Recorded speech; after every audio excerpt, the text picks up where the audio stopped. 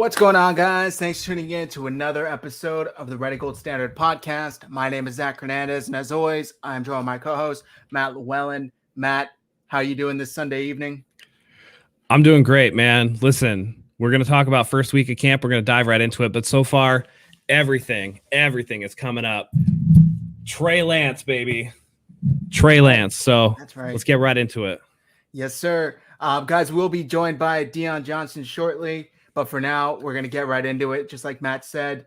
Matt, the reports coming out of camp so far are that I don't want to say same old Jimmy Garoppolo because it does seem like he's working on his deep ball. He's trying to push down the field a little more. But same old Jimmy Garoppolo in the sense that we'll see some of the most beautiful throws followed by the most boneheaded interception, like the pick six he threw on Friday, reportedly to Fred Warner. And on the flip side, we're seeing Trey Lance is apparently getting the offense a lot quicker than anticipated previously, and he's having some wow play specifically while rushing the football. Were you expecting this sort of juxtaposition between the two players? I think at this point, Jimmy is what we thought he was going to be. I know early on in camp, I think that they were doing a lot of the, what they were supposed to do, right? The vets are coming out and they're saying, hey, Jimmy Garoppolo is our guy. Hey, he's got a fire lit under him. He's so motivated. He's this and this and that. Only to come to find out by the end of the week, it's just like, oh, Jimmy threw another pick to a lurking linebacker that he didn't even notice was there. And it was Fred Warner, who, how do you miss him on the field, right? You should be accounting for 54 anywhere you go. And, the Trey Lance thing, I mean, he's just rocked it from every, the Grant Cohns of the world. I've been watching a lot of Grant because he's just prolific with this content and he's putting out a lot of stuff.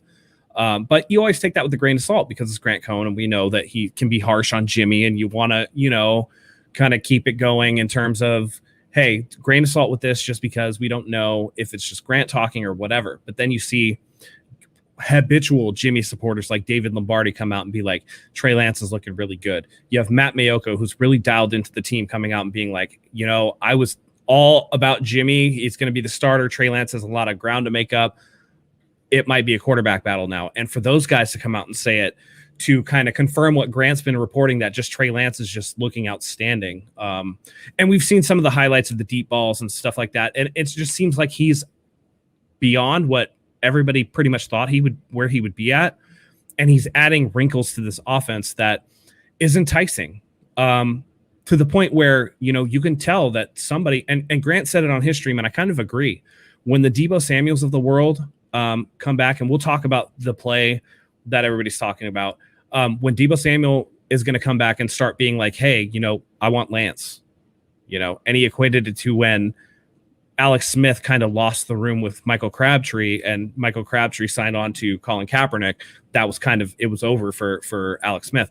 I think as they go through training camp and Trey Lance just gets more wow plays, I think that everybody's going to be like, oh, okay. It might be the Trey Lance show sooner than everybody expected. Yeah, most definitely. With that said, we have our guest, 49er Deion, so we're going to go ahead and bring him on. 49er Deion, how you doing? Thanks for joining us. Hey, how y'all doing, man? Appreciate y'all having me. Absolutely. Welcome. So yeah, I'm not sure if you caught what Matt was just saying, but basically, this performance so far with Jimmy Garoppolo, the boneheaded mistakes, missing Fred Warner. How have you taken the reports coming out of camp so far, Deion? For me, honestly, I look at it like this. The picks were to Fred Warner and Jason Verrett. Verrett, when healthy, is Pro Bowl cornerback. We all know that. And we all know Fred's a pick magnet. So I don't want to put too much into it. But the unfortunate thing is it goes back to what happened with Jimmy before, where he just doesn't see middle linebackers. Yep. We know this to be true. We've seen this one too many times where for some reason the Mike linebacker is invisible and Jimmy just throws the ball and the next thing you know it happens. Because I believe Eric Kendrick should have had at least 2 or 3 picks on him the last time we played the Vikings. Like the ball just didn't, we just lucked out on those. So, I mean, to be honest with you, I think honestly, Jimmy will have to start pushing the ball down the field, which is something that Trey Lance can do. So if we wind up in one of those situations where Jimmy's not doing that, and or he just doesn't seem, Kyle just keeps tightening the clamps on him, and we may see Trey a little sooner rather than later. Yeah. And for more context on that Verrett interception, it's been talked about by multiple people. So the Fred Warner thing, we know that Jimmy sometimes loses track of that Mike linebacker and just doesn't see him, and then the linebacker could just jump a route, reading Jimmy's eyes. The Verrett one was Deebo Samuel had broken free of Jason Verrett. He was wide open on a deep pass. Jimmy double clutched the ball and threw it, and it ended up being about 10 yards short. And like Verrett just stood there for the interception based off of reports. I didn't see it. But if that's true, I mean, it's showing a lot of hesitation. And I know we take Grant's stuff with a grain of salt, but, even Grant was like, after he threw that first pick, he became indecisive Jimmy, and he looked like he was, dropping down to his safe reads rather than trying to push the ball like he was. I think that people are just looking at Trey Lance and seeing that he's aggressive. See, this is the Grant Cohn stuff that I'm talking about, where it's just like he should stick the handoff. That's a little much. Like, that's a little hyperbolic. But when you see the enticing aspects of Trey Lance, it's no wonder that everybody's super excited about it. How could you not be if you see him pushing the ball 40 yards down the field, throwing dots to receivers? So yeah, we take those with a grain of salt for sure. I think what I really want to see is Trey Lance in pads, definitely in the preseason against actual opponents. But I think I'm wearing the Trey Lance jersey right now. I think I'm like just about there. So I'm on board. It's been all Trey Lance so far. So yeah, I had an extremely scientific poll conducted, aka a Twitter poll from our 49ers Hive account, asking people super legit, completely super vetted. Legit. Asking people who they want to see week 1, and I'll pull up the results right now. So everybody's still supporting Jimmy G. They're still rocking with him. They're still supporting him. I mean, 75%, basically 3/4 of fans are rocking with Jimmy G. Dion, do you think that will change over the next week or so, or do you think that statistic will likely stay the same until we see something pretty poor from Jimmy?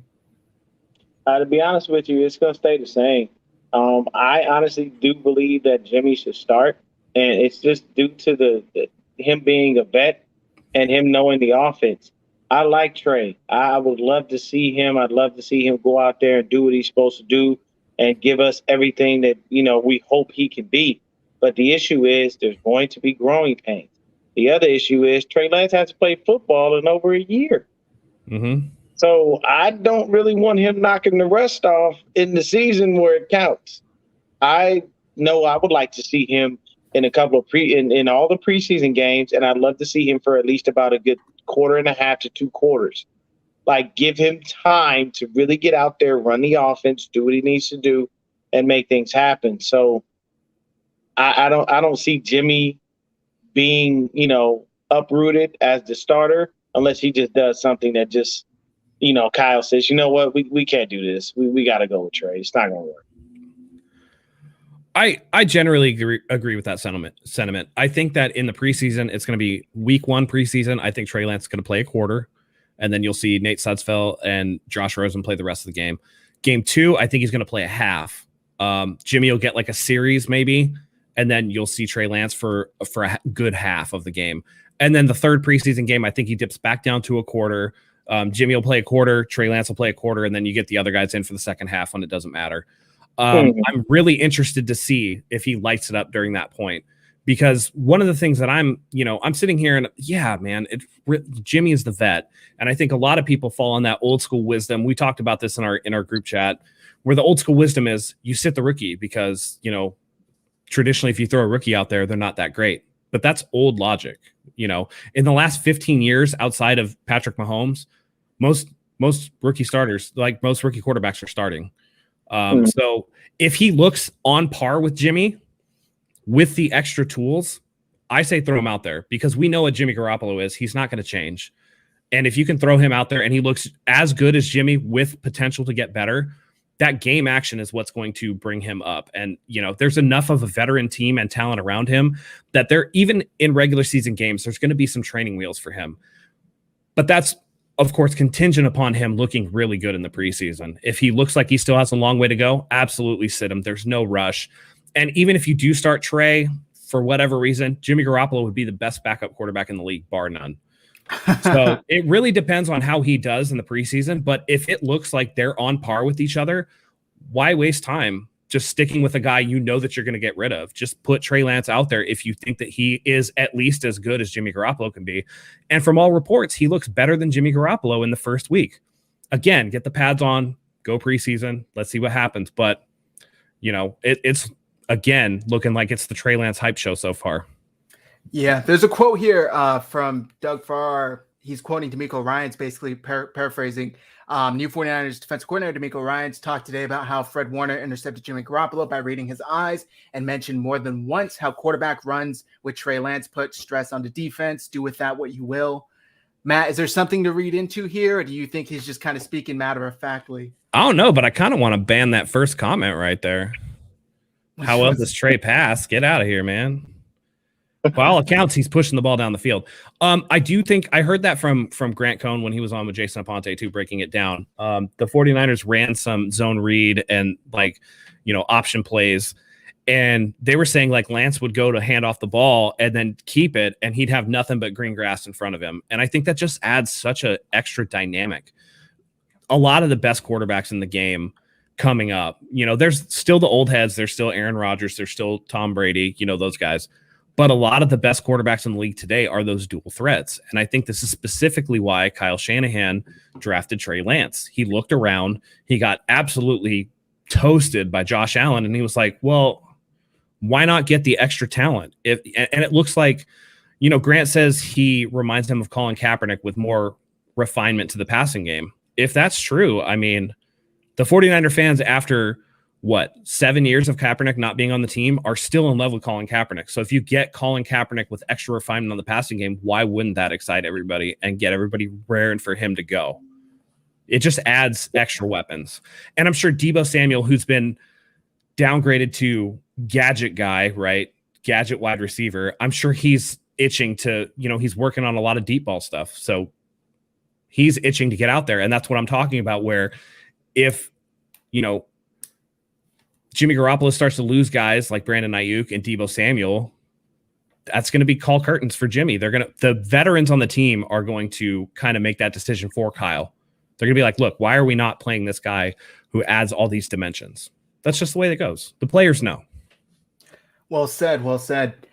Dion, what do you make of that quote? Do you think that D'Amico Ryans basically hinting at the fact that, look, it's just so much harder for us to defend a guy like Trey Lance? Like Matt said, he can basically do the floor of Jimmy Garoppolo, but he also brings that extra added physical element, the athleticism that Jimmy Garoppolo doesn't have. Is there something to read into there, or are we just taking this quote and running with it because we're fans and we're excited to see Trey Lance in action? No, Matt hit the nail on the head with everything he said. I swear to God, he's like Professor X right now, because he literally stole every thought from my brain. The issue that you have in the league today, and Kyle said this in his post game of, evaluation of Josh Allen. That was the whole point. He's like, I need that guy, and now I have him. And the beauty of this is Kyle is tied to Trey Lance. Mm-hmm. So everybody gives Kyle all the praise in the world. He's an offensive genius, and people are running, his plan and stuff like that. What people don't realize is Kyle will tailor his offense to your strengths. So the thing is if he left Trey Lance's pro day and said, I'm writing up plays for this dude already. I already know what I'm about to do. And you automatically start to see that wrinkle in the offense where it's like, okay, I can go ahead and get this guy some RPOs. He can still do what I regularly need him to do. Like, I can still pull a Matt Ryan type offense with him, but at the same time, I can blend in Josh Allen and Lamar Jackson. And if people don't recognize Trey Lance's running ability, just watch some of his tape from college. He doesn't run away from contact. He runs through you, and he'll run over you. So D'Amico saying that he's harder to guard? Oh, yeah, he's way harder to guard. It's easy to guard Jimmy. It's easy to do that. You know what Jimmy's going to do. You already know where he's going to go, how he's going to move, possibly. And the reason that Barrett got that interception is because Jimmy does this, and I think DBs have keyed in on it. He double taps that ball. When he does that, he's hesitant. It's like playing poker and you do this every time you have a cracked hand. Somebody knows at that point he ain't all in, man. Just go ahead and do what you're gonna do. Jimmy tips his hand. I think Darrell Revis said it best one time. He was talking to Chad Ochocinco, and Ocho was like, "Man, how did you know I was getting the ball?" He said he used to tug on your right glove twice, and he was like, "What?" And he said, it's studying game films. That's just how it works. D'Amico is saying exactly what's happening. I don't know how to guard this young kid, and I'm afraid for my second tier of linebackers to have to go out there and try to tackle him because he gonna hurt somebody next week with the pads on. Well said, yeah. It makes sense too. When you look at so beyond the double tap too, by all reports, Jimmy threw up a wobbling duck, which we've definitely seen before. I remember in the 2019 season against Cincinnati, where for whatever reason they were just like, we're not going to cover Marquise Goodwin, and he was wide open, and Jimmy still underthrew him, to the point where Marquise literally had to stop and wait for the ball. And fortunately, he was open enough to catch it and go. But yeah, the thing with Trey Lance, I know a lot of people are like, well, he's a rookie and Shanahan's scheme is hard and, we don't know. I'm telling you, if they look like they're of similar readiness for the season in terms of Trey Lance is playing to the point where you're like, okay, that looks good, put him out there. This is the same Kyle Shanahan that with his father made RG3 the rookie of the year. Like Dion said, Kyle will tailor his offense to Trey Lance. And then you just spoon feed him a little more each week until you get him up there. And then all of a sudden he's good. He's ready to go. And you don't have to worry about it. The thing with this whole thing is just like, everybody's like, we don't want to rush him. Well, this is 2021 NFL. The last 10 years, almost every top 10 pick has played some point in their rookie season. Absolutely some point.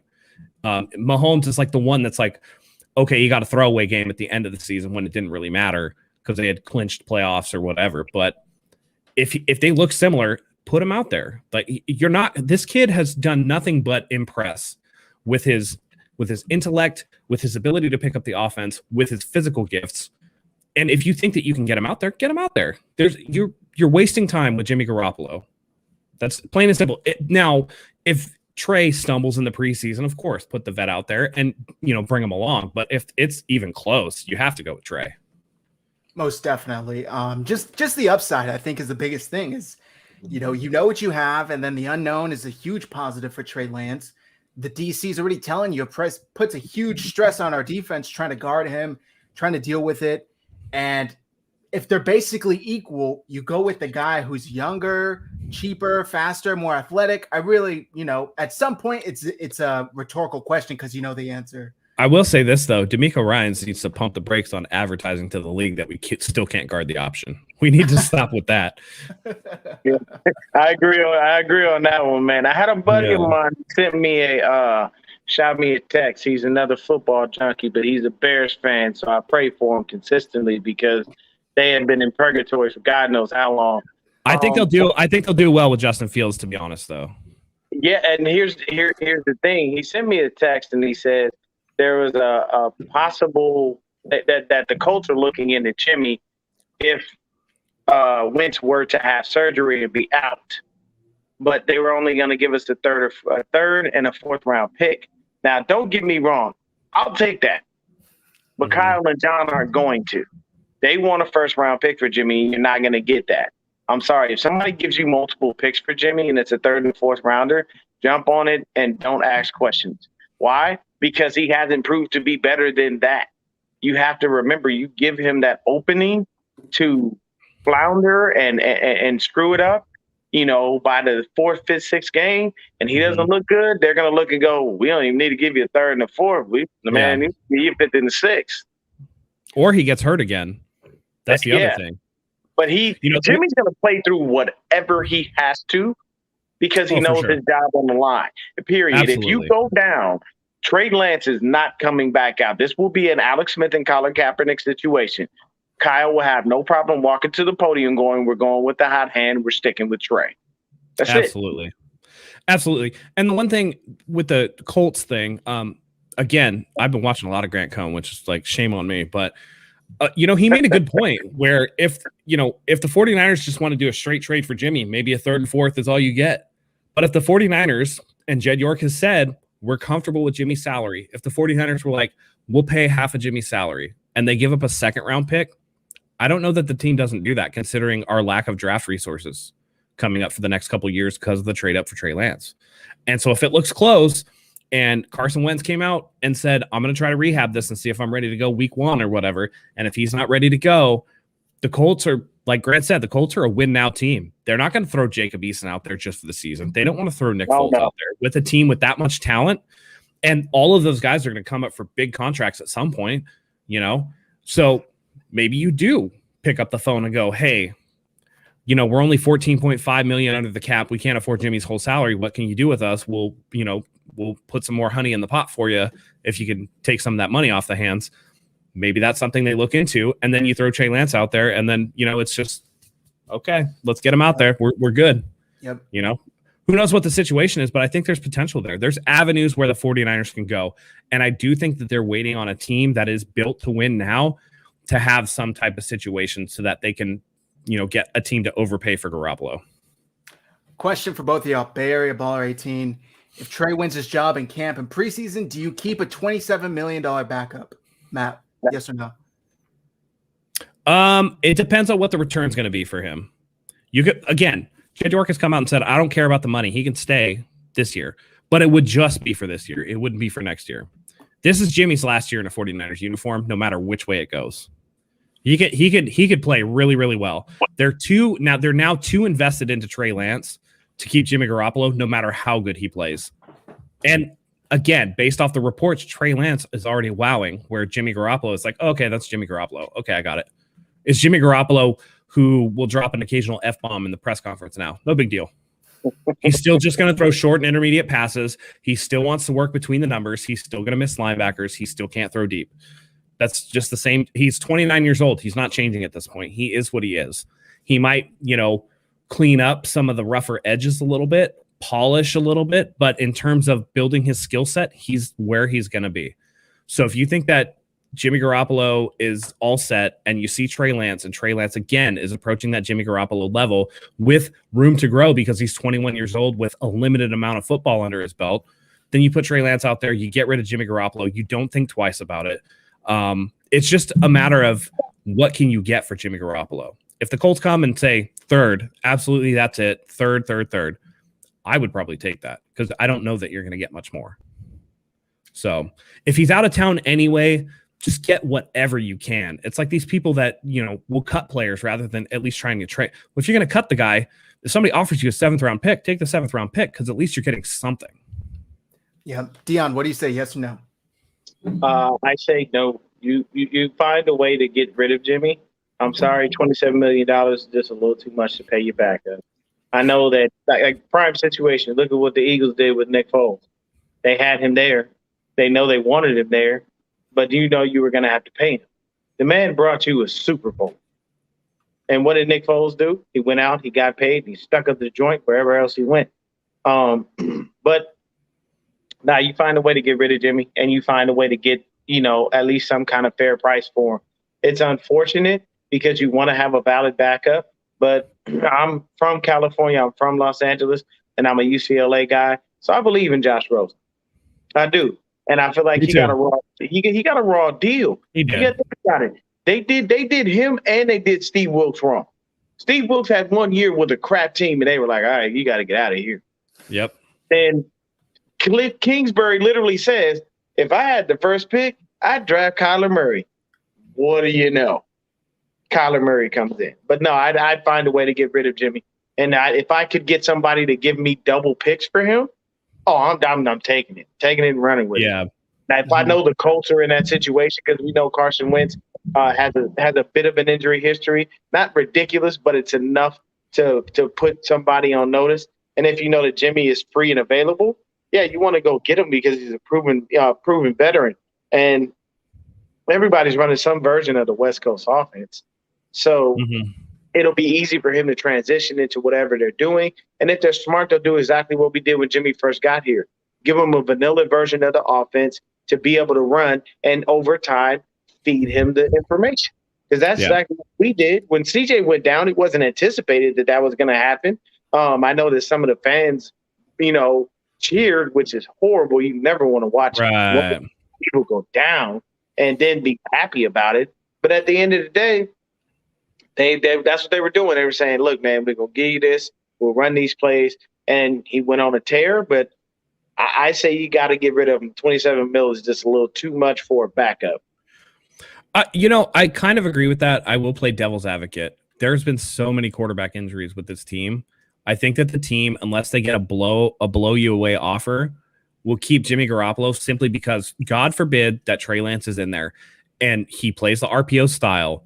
And God forbid something happens to Trey Lance. At least you have Jimmy Garoppolo to come in, who has shown that he's capable of running this offense, and who is somebody who's at least an average, competent starter in this league. He would easily be the best backup in the NFL.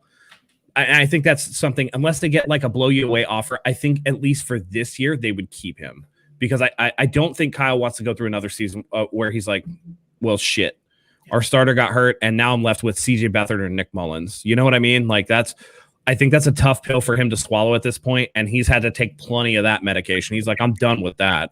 At least keep Jimmy around, because if something happens to, and same thing's true. If Jimmy starts and he gets hurt, then you have Trey to come in. I think Kyle feels very comfortable with the fact that I at least have quarterbacks now, to where we don't have a lost season if something happens to the guy that we push out there as the starter.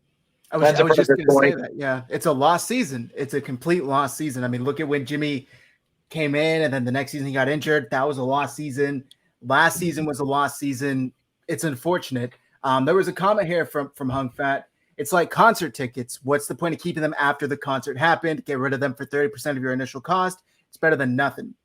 It's an interesting way of looking at it. Yeah, and for the most part, that's true. I think if you can get something for somebody rather than nothing, get the something.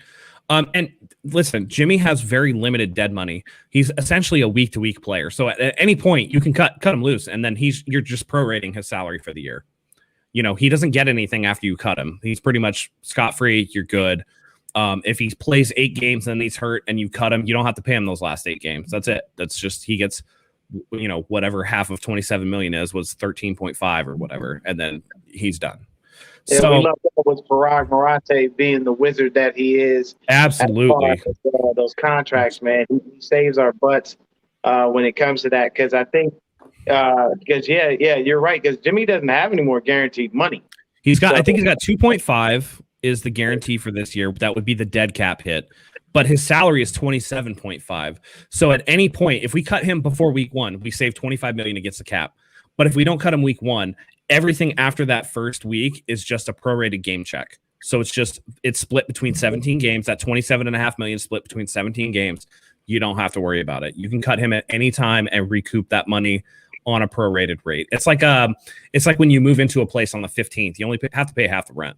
You know what I mean? So that's kind of what it is. Great way to put it. All right. I think people are. By the way, tired. I think Parag Marate, I hope that they pay this guy, give him a bonus for all the work that he's done. That Fred Warner contract, holy crap. That is such a team-friendly deal. He has done such a great job with this team. Although I will say the one thing is, I came out a couple weeks ago when we were talking about Trey Lance. I'm actually very shocked that Trey Lance's rookie deal is fully guaranteed. That I can't believe that, but I mean, it is what it is. Trevor Lawrence didn't even get a fully guaranteed deal. Huh. I remember when that rumor leaked that he had signed, and we talked about it, and you said, I don't think it's true because it's rumored to be fully guaranteed, and then turns out. But I will say the person that reported that, those numbers were spot on, 100% accurate. Huh. So shout out to whoever put I think it was 49ers 24/7 that I saw that on. Those numbers were absolutely. It was 34.1 million fully guaranteed with a 22.1 million signing bonus. Like spot on. So great job to them. Yeah. All right. I think people are getting a little sick and tired of the Trey Jimmy talk. No, they're not. They're probably not. They're not. But we got to move on to make a good show. You know who's getting tired of it? The people that are diehard Jimmy supporters instead of diehard 49ers fans. They're getting upset that this conversation is even happening so soon into the season. I think they were at least hoping Jimmy could kind of fight off Trey for at least a year And I think seeing these reports and these, tweets coming out saying that, wow, Trey's wowing the fans, Trey's wowing the coaches, Jimmy's still throwing boneheaded interceptions. I think it's getting some people a little worked up that didn't want to see it soon. It's telling that David Lombardi and Matt Mayoko are like, oh, okay, Trey Lance is the real deal. Yeah. It's one thing for Jimmy hater Grant Cohn to say it, but it's another thing for David Lombardi, who's been swinging from the Jimmy tree. I'll keep it PG. David Lombardi, who's been the biggest Jimmy homer ever, who's like, man, Trey Lance looks really good. Or Matt Mayoko, who's so dialed into the team, who's been like one of the longest running beat reporters for the team, who was like, Jimmy's starting. He's like, well, actually, this might be a quarterback competition. Yeah, for those guys to say it, they both. You got the ladies falling all over Jimmy, and now you got Trey in there, and he's a handsome young dude. So now you got even more competition. You don't know who's throwing the ball. You don't know who the women are gonna want to go after now. They're like, look, I got this hot Italian dude. Now we got the half-breed black kid. Jesus Christ, what do I do? So we're at all kinds of odds when it comes to Trey and Jimmy. Yeah, absolutely. All right, moving on from the Trey Jimmy talk. Something fantastic that we've seen this training camp is D Ford and Jalen Hurd. They both were out there. First, they were kind of practicing separately, working out separately, and now they are with the team doing some reps. Jalen Hurd was reported to have the last 2 days off. Friday, Kyle Shanahan, I believe, said it was a maintenance day. Saturday, I have not seen an explanation for. Maybe I missed it. Dion, which of these guys do you think is actually able to contribute this season at all? It's really hard for me to say. I will tell you, I'm going to go with D Ford. The only reason I go with D Ford is because at some point you've seen what he has to offer. You know what he brings to the table. We honestly really don't know what Jalen Hurd brings to the table outside of preseason 2 years ago. And that was just, those touchdowns. Though they were nice, that's literally all we've seen. Other than that, you couldn't even fly to the Super Bowl because your back was bad. You tore your ACL doing drills on the sideline. Like, there's too many variables, and I don't know if you're going to be healthy enough to even play. I'm lingering on that with D Ford as well, but at least Ford was there all this time. He was rehabbing. Everything seemed to be going well. So I'm hoping that Ford can get out there and do some things, because we brought in Sosa to spell D Ford. So if you can make D Ford a rotational guy where he doesn't have to play a bunch of snaps, then there shouldn't be a problem. He should be able to get in there, do his job, and continue to keep pushing. And from what I saw from Ebucom's presser, he basically is saying, I'm learning things a lot better. This is moving faster for me. Mentally I'm picking it up. Physically I'm picking it up. So now I know what my role is. So I say, hey, D Ford is the guy. I don't have a lot of faith that Jalen Hurd's even going to make it through training camp, without an injury. And I don't want him to get injured. I want him to prove me wrong. I want him to be healthy and be a contributor. But I don't have faith in him because there's nothing that he's ever done. I got into a little back and forth with a buddy of mine about it. And he told me, he was like, so you just want to cut anybody that's injured? I said, no, I want to cut somebody who's injured that's never done anything for the team. And he said, well, what about Jason Verrett? I said, you can't compare Verrett to Jalen Hurd. You know why? Verrett's been on the field. We know he's the Pro Bowl DB when he's on the field. Jalen Hurd played in one preseason game, a couple snaps. And after that, what else do you have to go on? Because he was running back before he was a receiver, and he only played receiver at Baylor for a year, and those numbers weren't overly spectacular. Right. My guy. Yep. I agree. Hey, Zach, do me a favor. Put up Mariah's Lombardi comment again. Put it up. Just leave it up there for a minute. That's for me. Okay. That's for me. I didn't want to have to say it. We got the YouTube algorithm. If I say something, they're going to know. But this is what I was saying. He's swinging from the Jimmy tree, and Mariah said it for me. Well said. I appreciate you. Thank you so much for that. You know what? I agree with you, Dion. Listen, Jalen Hurd has done absolutely nothing in the NFL. We're tantalized, right? We saw that against the Dallas Cowboys, and we're like, man, that looks so good. And there are legitimate question marks after Deebo Samuel and Brandon Ayuk of who is going to be the third wide receiver on this team. Now, it's a pleasant surprise that Mohamed Sanu, by all reports, is looking like the Mohamed Sanu that was, balling out. But at the same time, we don't know that about Jalen Hurd. You go with the known quantity. And I think that, again, the point is, D Ford has been out there every day. He didn't take the 2 days off that Jalen Hurd took. And there's something about me that just says, man, you needed 2 maintenance days in a row, or you needed a maintenance day and a day off.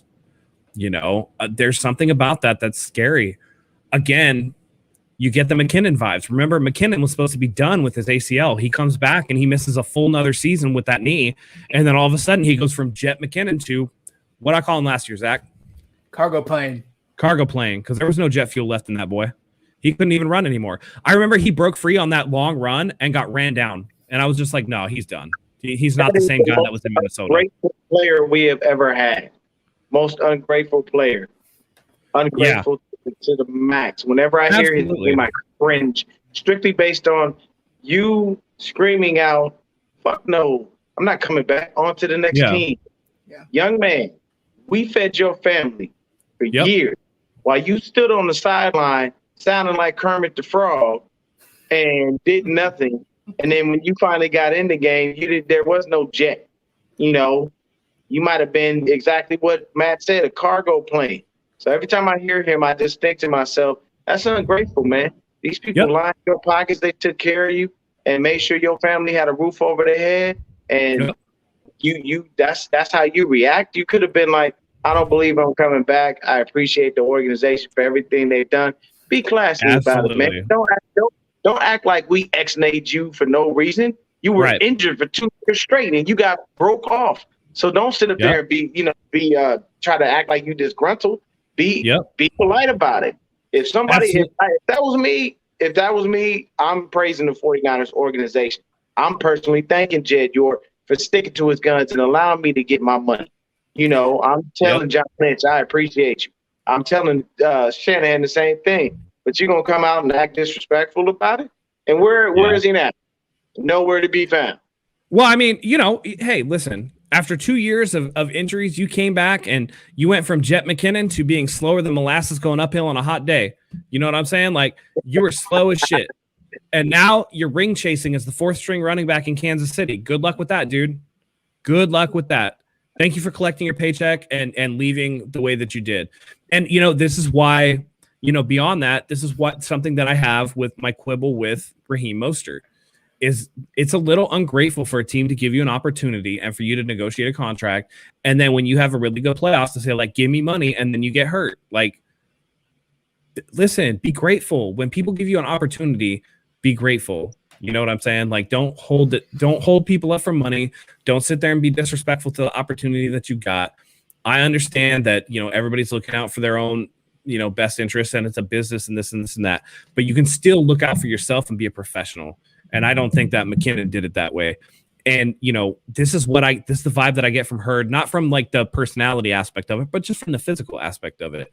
It's looking like Jalen Hurd might, have another issue with that knee, or that knee's not coming along the way that it should. And D Ford's been out there, and I know D Ford's making a ton of money.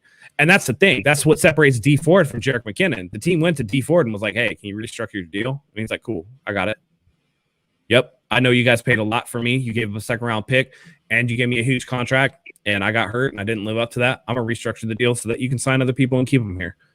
And we haven't heard one complaint about them from going out and getting Samson Ebukam. We haven't heard one complaint about them going out and getting, Maurice Hurst or whoever else they brought in to kind of supplement that pass rush. He hasn't said a word. He's gone out there and he's worked. And that's what I love about D Ford. Is that he's going to grind. He's not going to say anything. He's going to be, he's going to go out there and grind. So if anybody can make it back and make an impact, I think it's going to be D Ford. And if you can get him on just a strictly rotational pass rush guy, he can still have 8 to 10 sacks just rushing on 3rd downs.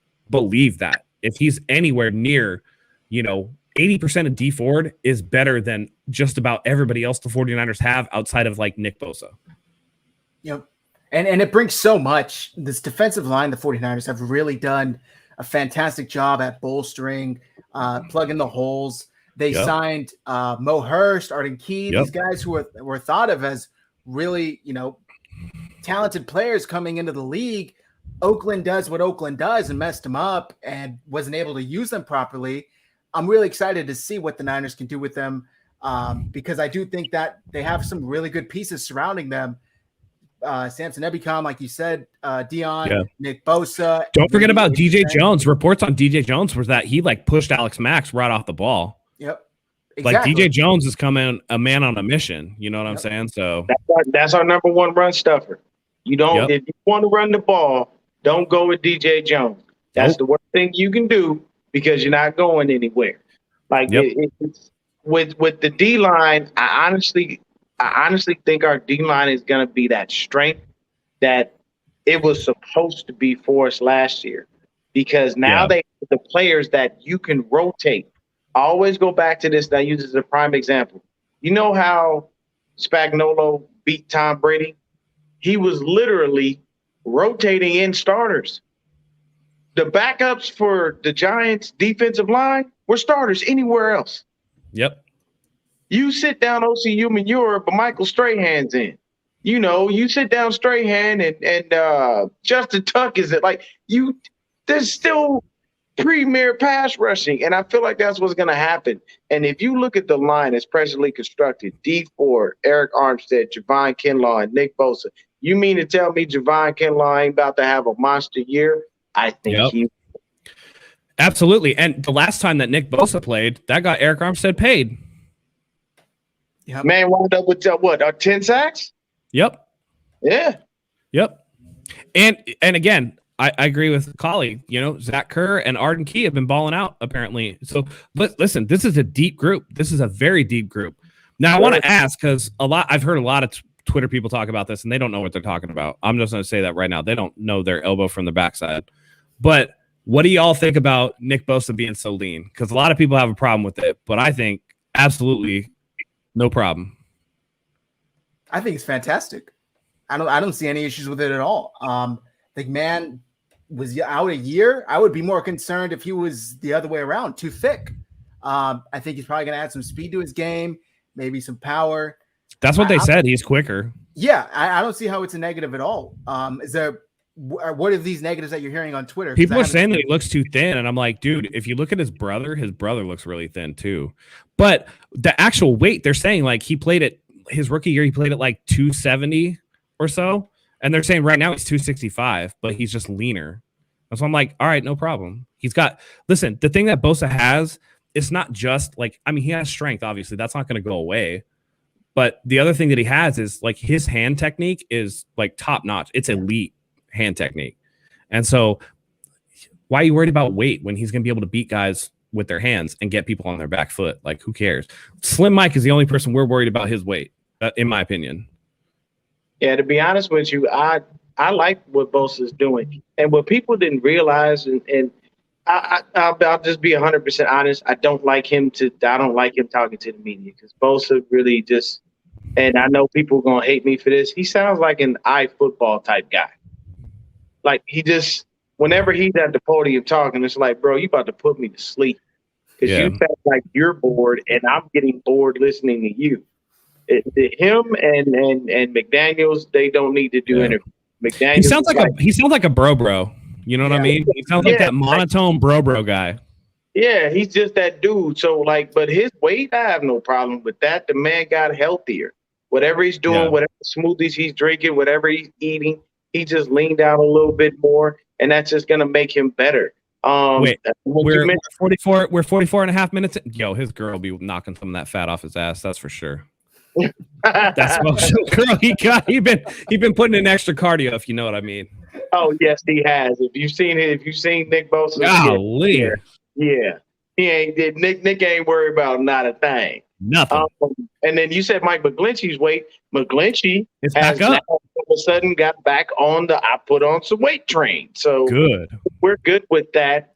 He was talking about it in his press conference on how he has to maintain it and stuff. And I think honestly, what he did was he went and he talked to Joe Staley. Yeah. And Staley set him straight, look, bro, I know you want to look like me. I know you like my little brother, but you're playing football, man. You can't be doing what I'm doing. I don't have to play anymore. I can drop this weight. I can be big, sexy, and I can tell how to throw it into the pizza oven. You can't do that right now. You still got to protect Jimmy. You still got to run and pass block.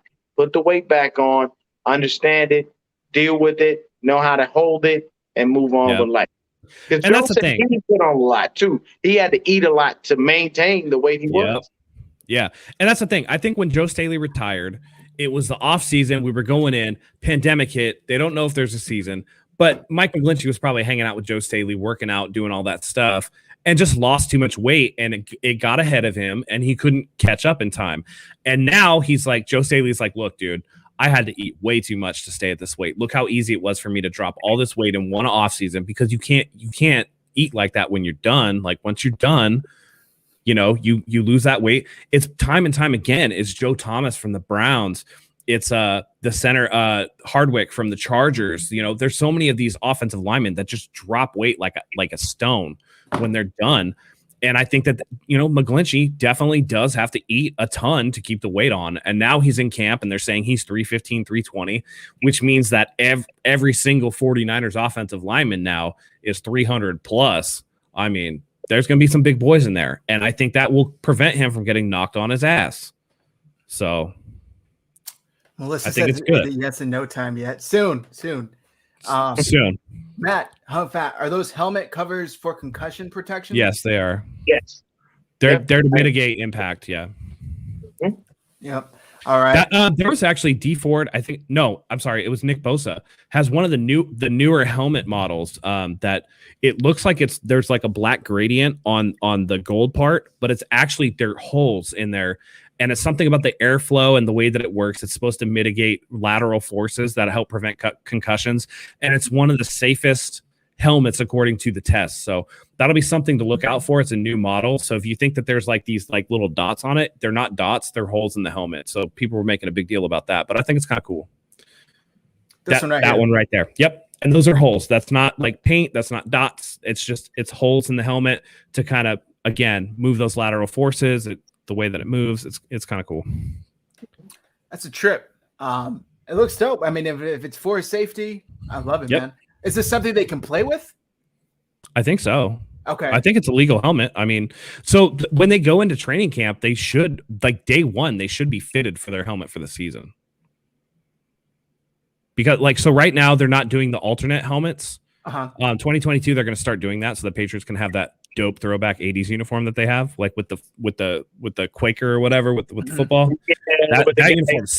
Oh my God, that uniform is so sick. And then the Tampa Bay can have their creamsicle uniforms, which are like the 50-50 bar uniforms that are so amazing. But I think they're going to do two helmets. I think they're going to do two helmets. They're going to do the throwback helmet and the regular, but they get fitted for their helmet at the beginning of the season because that'll help prevent concussions rather than switching helmets out and doing all that stuff. Interesting. Joey says he went back to his old helmet. Nick Bosa went back to his old helmet during the second practice. He might have been testing a new one, and that's fine. Players do that. I mean, hell, we went through the Antonio Brown saga where he was just so pissed about the helmet that he had. So he might have tried it and didn't like it and went back to his old one. Yeah. Stephen Edmond Jr. says people don't understand the knee injury he had was big time. Losing weight is good for him. Takes pressure off the knee. Yes and no. I think like you can have bigger muscles and your ligaments are going to be the same. I think for certain injuries, yeah, it is good. Like, I mean, I should probably lose some weight. I've had back surgery before, so I should probably take some pressure off my back. But that being said, the Nick Bosa's injury, yeah, you want to take some weight off of it or whatever. But it's not like he had some freak injury. He literally was planted in the ground and a dude just knocked him into somebody else and his knee twisted. That was an actual trauma injury. So that's a little different, but yeah, if he's leaner, no problem there. No, but, if he's as strong or stronger and as quick or quicker, and he has that technique, I don't know why people are worried about it. Yep. All right. Dion, play this game called Yes or No. Usually when it's just me and Matt, I have to guess his answer. He has to guess mine. But since there's three of us, it doesn't really work out like that. So we're all just going to say our own answer to the question. Yes or no, and then we can elaborate a little bit. We did it once a few episodes back, and the viewers seem to really like it. So, and we had Melissa. So if you don't have a paper that says yes or no in front of you, just go thumbs up or thumbs down. That's cool. Okay. All right. Yeah. So I'm going to go first. Reports coming out of Bengals camp. This is not 49ers related, but I just got to get it. Oh my, no, it is. I know what you're going to say right now. Former wide receiver, former 49ers wide receiver Trent Taylor is balling. Another camp stud. Do we see production from Trent Taylor this year? 3, 2, 1. Oh, you said yes.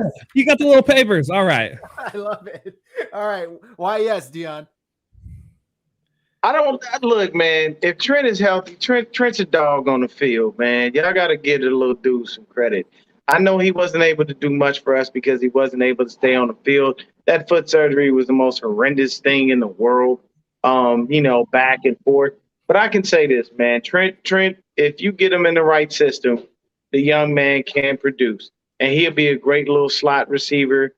I look at Trent. I think Trent could be the next Julian Edelman. I mean, okay. Yeah. Okay. So I'm gonna just do this. I'm putting both up because I do think that like I knew it was coming.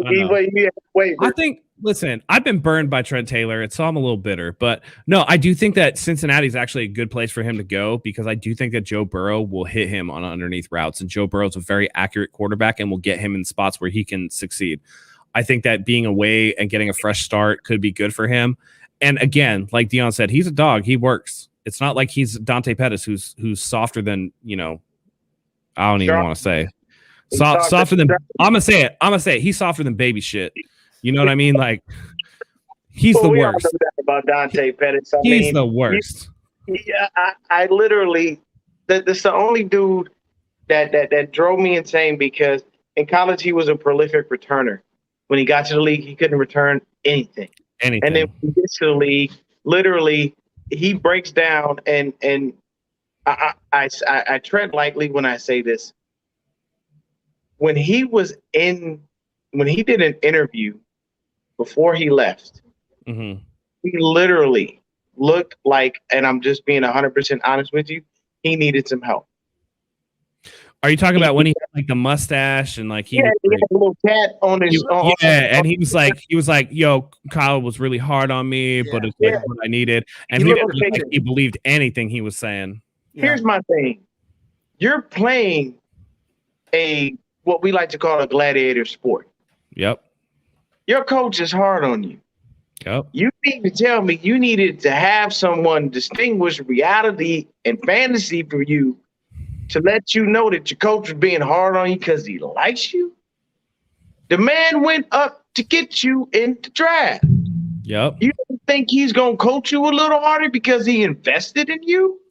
At the end of the day, Kobe Bryant would have never been Kobe Bryant, God rest his soul, if he couldn't take a little coaching. You can't. No, bro. You can't be that soft in the league. Talk about hard coaching. Listen, the stories coming out of New England is that Bill Belichick shit on Tom Brady like every film session. It was like Tom Brady's trash, and Tom Brady's like, all right, cool. He never treated Tom different. You never did. Oh, what we got about Trent? What's this say? Trent is getting you guys hyped. Dude wouldn't even have a real chance to be that productive. Jamar Chase, T. Higgins, Tyler Boyd, and Uzama would never let him be relevant. You don't know that. Yeah, but and also, I'm not saying he's going to be 1,000-yard receiver, but he can be productive on like third down. Listen, how many offenses run 4 and 5 wide receiver sets? Are you telling me that Joe Burrow can't find Trent Taylor on like a 10-yard quick out or something like that? Like, you know what I'm saying? Like, come on, man. Yeah. And because of Trent Taylor technically being what some people would consider a nobody, you're not looking out for him. So if you're not looking out for the dude, you don't think he's going to do nothing. He catches the ball and he takes off. You're like, who the hell is this kid? It's like Cole Beasley. He was all right when he was with Dallas. He goes to Buffalo, and now he partially the man. Yep. I mean, he's the man enough to say the shit that he's been saying and still be on the team. That's for sure. But no, I think, listen, Trent Taylor, he might be the 4th or 5th best wide receiver, but guess what? That means he's going against the 4th or 5th best DB. Makes life easier. Yep. And Joe Burrow was famous for spreading the ball around to all his receivers at LSU. And I think Joe Burrow is going to be on a mission this year. All right, Matt, your turn. Yes or no? What do you got for us? Oh, boy. Yes or no, Mohamed Sanu is going to lock up the third wide receiver spot for the 49ers. 3, 2, 1. Yes, sir. Yep. I think he will. Jimmy said, quote unquote, he's looking fucking good, man. Yep. It's a bit much, Yeah. but I've seen the videos. I haven't been to camp, obviously, myself, but I agree. I do think he's looking good. We played that video for you guys earlier. He's looking more physical. Kyle even said himself he's looking like the guy that he knew back when they were in Atlanta together. I think there's something there. Yeah. I think so too. And he was reportedly working against an ankle injury, and that's why but here's the biggest thing that you need to know. And we always talk about with Trey Lance and Jimmy Garoppolo, the players know. Debo and Brandon were pissed when they cut him last year. Yeah. And to me, that speaks volumes. There's something about him that they love that, and now with his ankle injury in the back, in the rear view, now he's looking like he's a little more spry. He's got more juice. He's out there. He's making moves. He's got that veteran presence. He knows what he's doing on the football field. They need that third wide receiver. If Mohamed Sanu is everything that I've been hearing out of camp, they're in a good spot, and maybe we don't have to worry about wide receiver as much as we thought. Yeah, for one, when you said that they were upset that they cut Mohamed Sanu, they were also upset when they cut Emmanuel Sanders. I feel like Debo and Ayuk like that big brother being there, helping guide them along and keeping them on the straight and narrow. And that shows growth as a man. Yeah. Because if you can admit, I like having this dude here keeping me in place, is cool. Because you got to think about it. In life, when you go from nothing to something, and all you got is a bunch of yes men around you, what you gonna do? Make a ton of mistakes. Mm-hmm. Because if somebody says, man, if you're sitting there thinking, should I buy this Bentley? And you got a dude going, yes, you got the money, go get it, flash, stun on them. But then you don't have that friend that goes, no, you don't need a Bentley. Right. Why are you spending your money? Do you know the average in the NFL lifespan is only 2 to 3 years?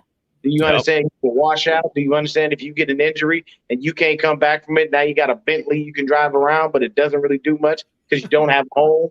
Dude that keeps you on the straight and narrow, and that's what Sanu is. And I think Sanu is going to ball out.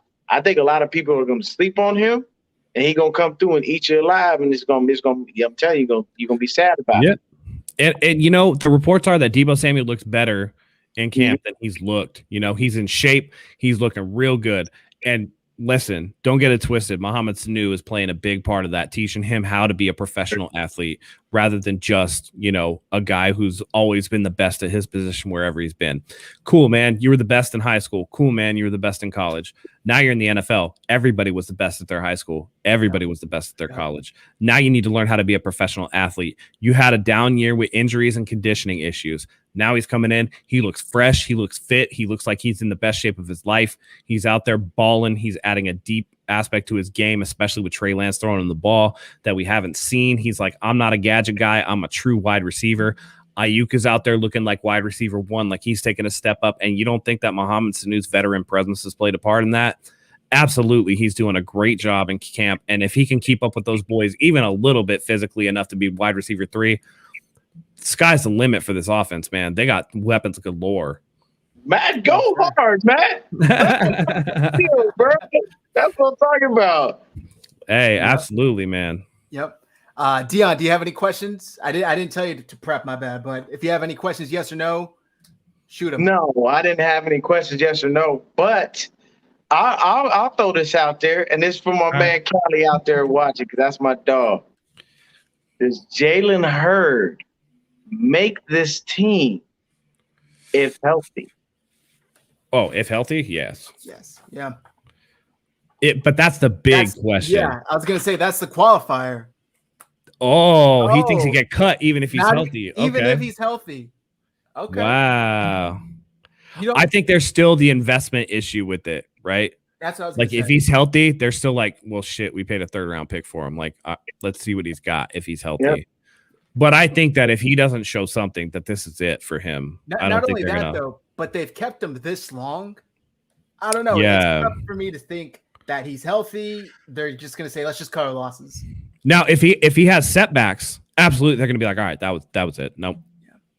Yeah. If he gets hurt again, sorry. we're going to see 49ers waive Jalen Hurd. That's for sure. Yeah. Dion, why do you say no? Yeah, I'm just kidding, y'all. It's a yes if he's healthy. I'm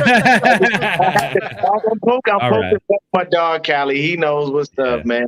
If healthy, yes, he would obviously make the roster just because of what they invested in him. Like I said, I'm leery of dudes with injury history. And for some ungodly reason, the 49ers seem to like to sign everybody who has an injury history. We have D Ford. We have Jason Verrett. There's Jalen Hurd, Kentavious Street. The list literally goes on and on us signing guys that literally have an injury history. Now, one guy that actually did impress me was Kentavious Street. I like that dude in an interview. He sounds extremely intelligent, very articulate. Like he was basically saying, and I'm one of those people. Okay, y'all seen Key and Peele? Yeah. Have y'all seen the Luther skit? I haven't seen that one. Obama. I haven't seen that one. Familiar, but refresh my memory. Y'all missing out. Okay, so basically, Luther is Obama's anger translator. Yes. Okay, yeah. I like to be that Luther for the players, because Kentavious Street is basically saying, I spent the last couple of years borderlining whether I was even going to be on this team or not. It's time for Baby Hulk to become the Hulk.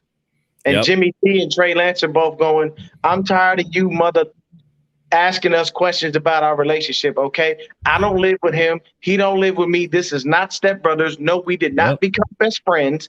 And at the end of the day, I know he's here to take my job. I'm trying to keep my job. Let it be. Let's just leave this alone. Because the media keeps poking at everybody. But no, Hurd, if healthy, he will make the team because they want to see what he has. I would like him to be healthy. I would love for him to produce. I don't have a lot of faith that it's going to happen. Absolutely. And I want to go back and answer Joey Arredondo's question. Low key, will Richie James get cut? I think so. I think Richie James is done. He on the outside looking in. He is definitely on the bubble. He's on the bubble. Yeah. I know a lot of people were on the Richie James train, and I'm just like, he's too inconsistent for me. And I will say this for like the 50th show in the row. That motherfucker cannot return kicks for his whole life. He is the worst kick returner I have ever seen in my life. He just runs straight into the defenders. And I'm just like I was watching, I think it was the Minnesota game. I was just watching it, the playoff game or whatever. And he took a kickback and he took it to the outside and just inexplicably just like fell down. Like he lost his footing and just fell down. I'm like, dude, really? Yeah, he can't even run to the sideline right, bro. He never gets a fair. This is what I'll say about Richie. I don't believe they've given him a fair shot, because look at what happened in Green Bay last year. The man just came out and exploded in ways you couldn't imagine, but they don't ever put him on the field. Richie sat buried on that depth chart because KB was here. Now that Kendrick Bourne is gone, it's your time to shine. But what have we heard in camp? Well, Jalen Hurts back healthy. So, Jalen Hurts back healthy, so we might need to see him. Muhammad Sanula is great, so he's higher up on the depth chart. Jawan Jennings is perfectly fine, save for the fact that he got placed in COVID protocol. His name is just starting to slowly fade out. The thing with Richie, I've heard that he's dropped passes you know what I'm saying? He's so woefully inconsistent. That's okay, you give him a chance, and one game he'll ball out, and then the next game he'll drop 3 passes, and you're like, well, okay. We can't really have that. Because the week after that Green Bay game, he got run until he dropped passes, and then Kyle was like, nope, you're out of here. Yep. Kyle does not suffer fools. Ask Matt Breida. Matt Breida fumbled the ball twice, and he was like, nope, I'm playing you. Yep. Ask Akello Witherspoon. Yep. Yeah. Kyle does not suffer fools. Ask Jason Verrett the one time he got burnt against Pittsburgh, and they were like, listen, we know you're not really hurt, but we're going to put you on IR because you got burnt so bad. You're going to need months to recover. You're going to need some Noxzema on that shit. We don't want to hurt your feelings, but go on, sit down over there. It's okay. And you know what? That was the best thing, and that's what I appreciate about Verrett. He took that and he was like, you know what? I need to really get my shit together. And he came back and had a Pro Bowl season. Yep. Has Pettis, you got shipped off. Yep. Well, no. And I'm going to tell you why there's a no there. Because it took so long for Pettis to get shipped off. Kyle didn't want to look dumb with Dante, because he should have shipped Dante off a long time ago. And what happened, he kept him, because he was like, no, Dante is going to be the guy. Dante wouldn't go over the middle if you paid that man $40 million.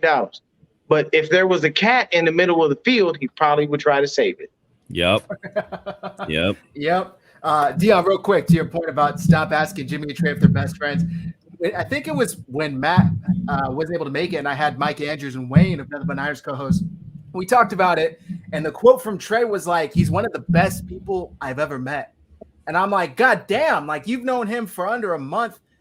One of the best people you've ever met. It reminded me of, I forget what movie it was, where they're like complimenting each other so hard that it's like insults, you know? It's like, I hope you have a fantastic day. You know, it was just so aggressively positive that I'm just like, hey, listen, when Jimmy Garoppolo's underthrowing Deebo Samuel by 10 yards and throwing picks to Fred Warner he didn't even see, of course he's the best person that Trey Lance has ever met. Jimmy Garoppolo's just handing him the job. He's like, here you go, dude. Yeah, take it from me, please.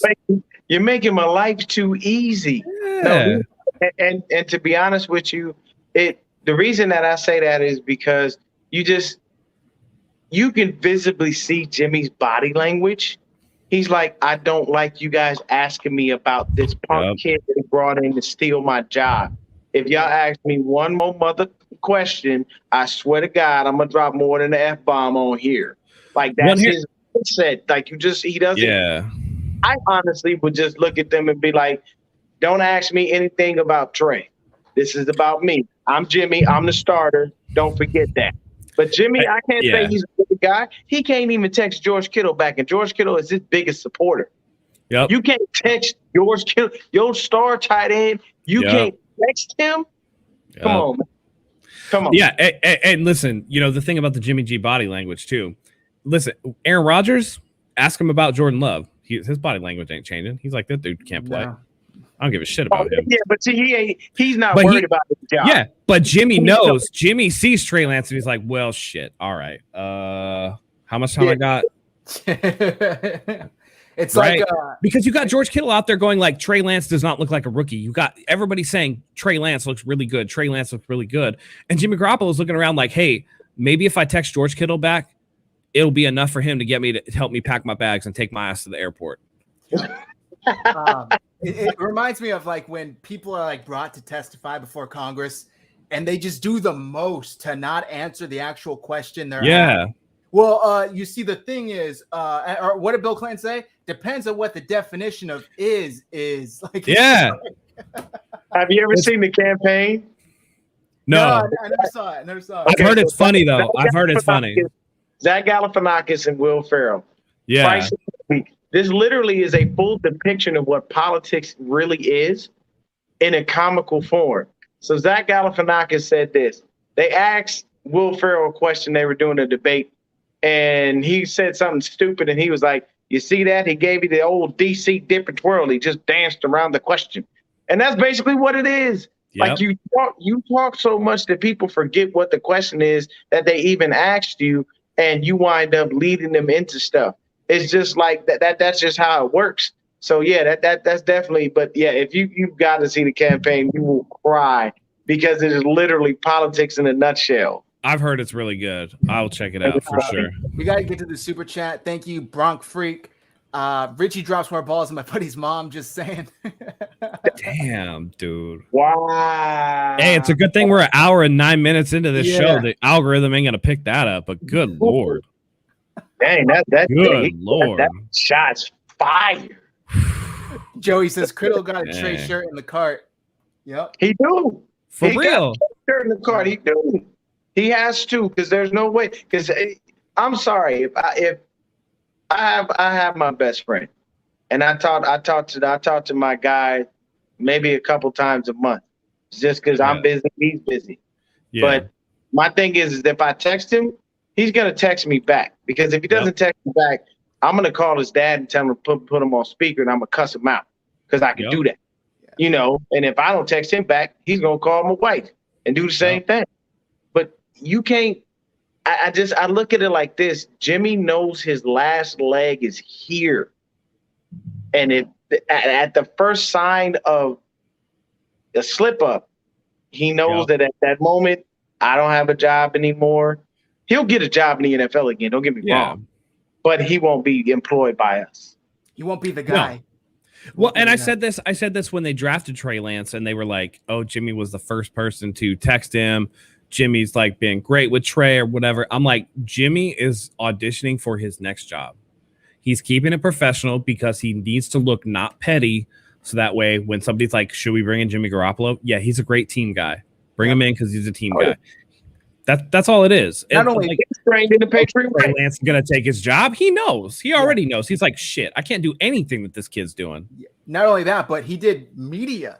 When is the last time we've seen Jimmy Garoppolo do media interviews in the offseason? He did Damon Amendola with his dad right after Trey got drafted, I believe it was. It was the only time I've seen him before this is with like all the good looking females like Aaron Andrews and shit. Yeah.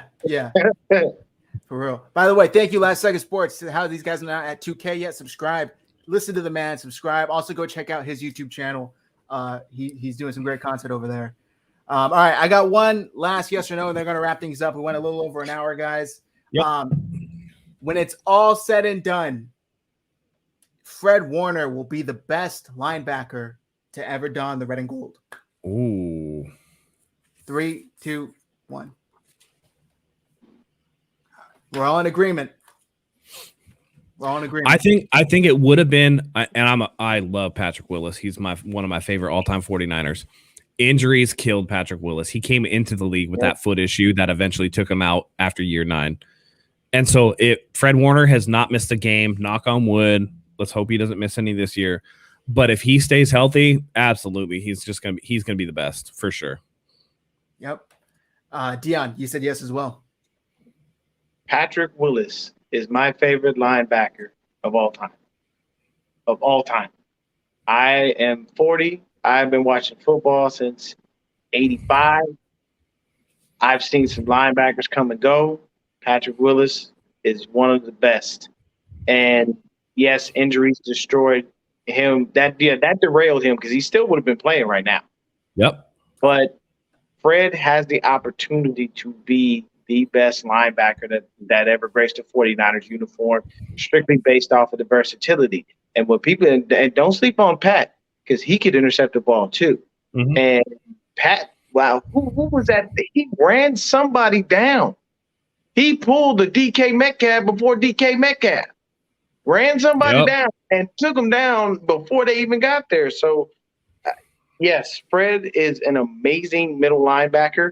And the beauty of it is when you hear from your peers and you get it caught on camera with A-Rod saying it.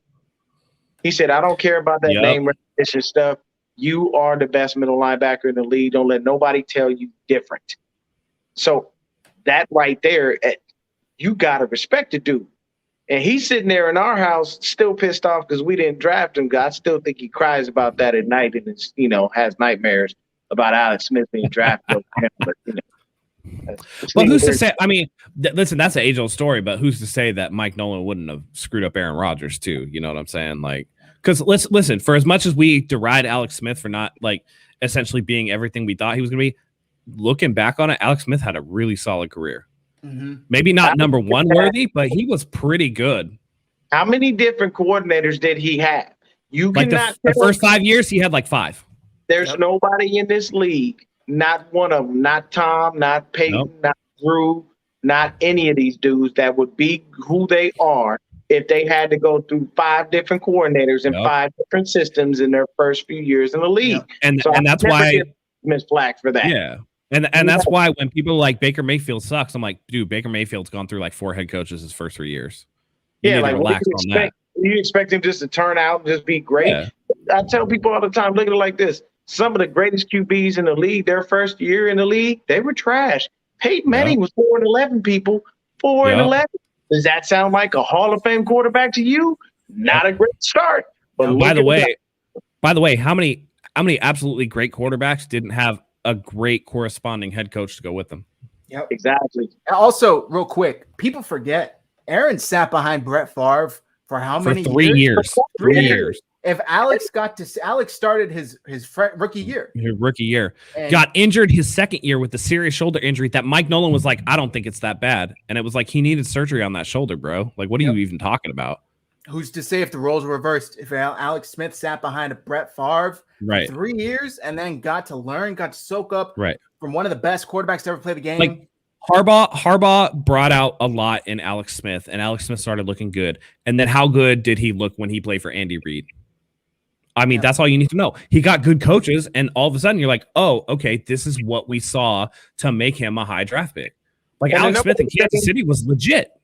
Yeah, and the number one thing I like about Harbaugh was like his enthusiasm with his players. Yeah. Like we all praise and laud Robert Saleh for how crazy he gets when somebody makes a play on the defense.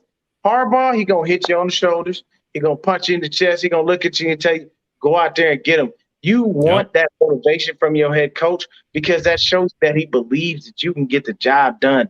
If you don't have somebody that's that rah-rah guy that tells you, doesn't matter what we're facing right now, all of these dudes would come and hit us like a tornado. We still kicking ass every day. You lose some of that, and it's lackluster. But, I mean, that's the main reason why, because Harbaugh was that dude. Yep, absolutely. And I'll just say this. And I'm about to troll everybody right now, but Alex Smith had a better career than Colin Kaepernick. Suck it. People gonna be mad at that. No, seriously. Like you get good players, and you need them to go to good coaches to unlock their potential. You know what I mean? Like that's just the way that it is. You know, and that's what I love about Kyle Shanahan. He has some of that rah-rah that Jim Harbaugh had, and a lot of that like asshole that Harbaugh had, but not to the degree. Like Harbaugh started grading on the players because when he would like, we all know the Harbaugh memes, right? When he's complaining about a call, it's just this over gesticulation. Yeah. It's just way over the top. And I think that Shanahan's better at being middle of the road. And also, I think Shanahan is a better X's and O's coach than Harbaugh was. So you get that personality, right? Where he's gonna get on you if you do something bad, but he's also gonna pump you up if he does something good. He's a younger guy, so he relates to the players, and I mean he's brilliant. So that's it's just a total package. So when you get good coaches, your players get better. Yes, sir. On that, all right, guys, we're gonna end it. Thank you for tuning in. Quick shout out to our sponsors. Acre Gold. Go check out the link in the bio. You can buy gold for as little as $50 a month. You can, as soon as it hits the market price, 2.5 grams, they will send you a gold bar. I do not have mine here with me. However, it's fantastic. It's a great way to buy gold. You don't have to fork out all the money at once. Also, shout out to 81 by Terrell Owens. Go and check it out. Use code Hive, 10% off. You get free shipping on 2 more bottles. Also go to shop49ershive.com and use code RGS15 for 15% off your purchase. We had a launch go live yesterday morning. Teespring pulled it like immediately. Thought it was within their compliance, but apparently not. So we're going to have to tweak the design. Looked too close to the players, huh? It looked way too close. It looked too close to the players, yeah. Which is unfortunate because I had a Santa Claus that looked just like Kyle Shanahan with a beard, and there was no issue whatsoever. Maybe I got to add a beard. It was the beard. That's why. Just add beards to everybody and you'll be good. I got it. But it's like Superman when he turns into Clark Kent, right? He just puts glasses on. They're like, oh, wait, where's Superman? Where'd he go? Yeah. You know what's funny is they flagged it because they thought Trey Lance was Patrick Mahomes. That's literally the answer I got. Really? That's literally the answer I got from Teespring's legal department, their IP department. Yeah. You're like, that's not Pat Mahomes, my man. Yeah. So we do have a Warner Bread merch that just dropped. So go and check that out. Celebration of Fred Warner's contract. I still love that one. That one's good. Yeah, I like that one. And yeah, like Shaq says, 2,000 subs soon. Hit that subscribe button, guys. We'll give away a 49 jersey once we reach 2,000 subscribers. Dion, thanks for joining. Tell the faithful where they can find you at. Hey, man, I appreciate you guys for having me on. If you see me on Twitter, it's @SwiftD. If you catch me on YouTube, it's Niner Gang Podcast, the number 9 ERGANG podcast. And yeah, man, I'm always trying to put out 49er content. And as the training camp rolls on and we start to get these battles going, the content will be rolling. Hopefully I can get these guys to come and jump on my show with me. Absolutely. And if you're out there watching, like and subscribe. If you out there and you a hater from another team, like and subscribe, because your team most likely doesn't have anything like this. Your team probably sucks that bad to a point where they don't even want to report on what's going on. We as 49 fans love our squad. If you see the shirt, it says faithful for a reason. That's how much we love our squad. and you got good guys like this out here giving you ridiculously great content, why wouldn't you want to listen? Absolutely. And we'll be on your show anytime, man. We appreciate it so much. Yeah, like everybody said, I can't say much more. Like, subscribe. You know, we're trying to give away jerseys. 10,000 subscribers on Twitter, giving away a jersey. 2,000 subscribers on YouTube, giving away a jersey. Why wouldn't you want a jersey? Click. You know, it's been a great training camp so far. We're going to be keeping bringing you content. Dion's going to keep bringing you great content. So with that being said, until next time, everyone, go Niners.